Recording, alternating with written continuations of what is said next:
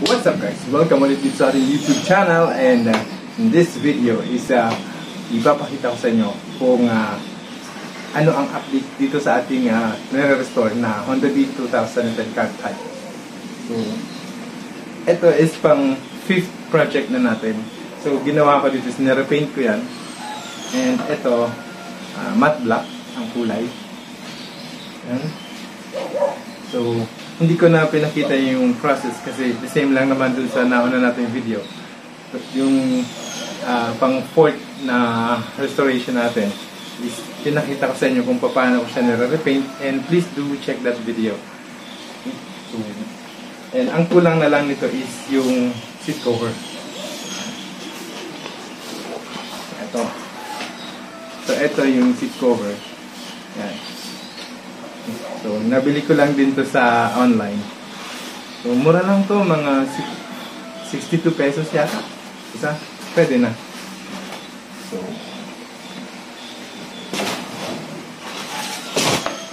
eto guys, tinanggal ko na yung upuan. So, gumagamit ako nito pangtanggal nung staple. And, syempre lalagyan, para hindi siya kumala. After that, dinedispose ko, tinatapon ko sa basurahan. Make sure na hindi plastic, no? Mas maganda or ibalat mo muna sa paper bag before mo ilagay sa plastic na basurahan. So ito, tinatanggal ko muna bago ko dalhin dun sa aking kaibigan, and shoutout pala kay Bola. So please visit yung motorcycle shop niya dyan sa Katipunan, no? And dun ko pinapagawa to. So kaya ko naman sana. It's just that wala pa tayong compressor and gun tacker.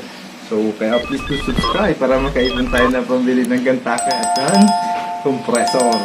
So, yun. Kaya ko naman gawin to. But for now, para mabilis, paggawa na natin sa kanya. Okay? And quality yun gumawa si Bola. So, okay yung gawa niya. Kaya, dun ako bumabalik ng bumabalik. So, yan. Tinanggal ko na. So, bago ko dalhin kasi sa kanya, is ako na yung nagtatanggal para less na rin yung time na kukonsume niya para tanggalin. So, ang gagawin niya na lang is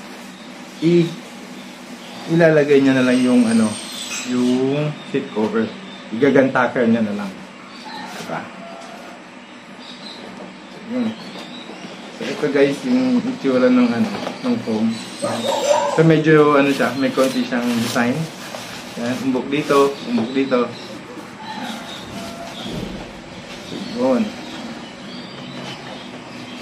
So later in this video is pag nakuha na natin to, ikakabit na natin, and then I will show you the full na ginawa natin dito sa ating motor. So kaya stay tuned dito sa ating video. So ito guys, papakita ko sa inyo kung paano ko siya tinatanggal yung mga staple. Gumagamit ako nitong takip ng yung spray paint para dito ko ilalagay yung mga matatanggal na staple. Pagdukot. Yan. So, ganito lang yan guys. Yung iba, napuputol na siya kasi syempre kinakalawang, ganyan. Pero, I make sure na walang nakausli dyan na matatalim. So, kawawa naman yung gagawa. Diba? Yung maglalagay nito. So, baka masugatan. So, hindi lang sa dahil lang makapagawa ka, ganun. Siyempre, maging concern ka din dun sa gagawa. So, paano pag nasugatan yun, namaga o na-infection yung kamay, edi hindi na siya makakagawa. So, parehas kayong apektado. So, yun. And shoutout pala dun sa ating mga kaibigan na taga-Tumana, yung nakuhanan natin ng Scoopy. And yun. Shoutout sa inyong dalawa, sir. Yung mga mababait nating mga rider dyan. Yan may pa-shoutout na tayo.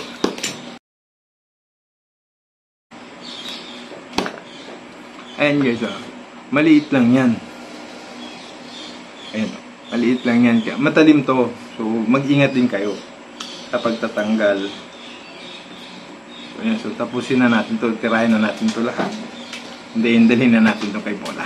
Ay. So, eto na guys. Tapos na yung ating mga projects as for now. So, papakita ko sa inyo yung tatlo sa mga natira na projects natin. So, eto, yung motor na to, Yan, it's a Honda Beat din siya. So, ginawa ko dito is nirepaint ko siya. And then, inayos ko yung wirings. Tapos, yan, pinalitan ko ng ibang parts. Yung mga luma na at defective na. Tulad ng battery, yan, yung mga bulbs, yun. So, inayos ko lahat yan. So, all working to. May push start siya, may kick start. Yan, gumagana yung mga ilaw niya. Yung signal light horn, yan. So, yun. Ito yung project number 2 natin. So, sana meron ng mapaibig dito. Right? So, ito naman, next natin is yan, pasensya na, makalat yung karay natin. So, ito yung white red na motor natin. It's a Honda Beat din, 2009. Pero sobrang tahimik ng makina nito. So, ang ginawa ko din dito is yun, nirepaint ko din siya, nilinis hanggang loob. And dun sa may video kong ginawa kung ano yung process na ginawa ko dito. So sana mapanood niyo yun. Just check the videos natin, alright? So, yan. So ito isa sa mga nag-enjoy talaga ako dahil nagandahan ako sa kanya. So, yan, naka-rimset to. Yan. Yan, naka-rimset na siya.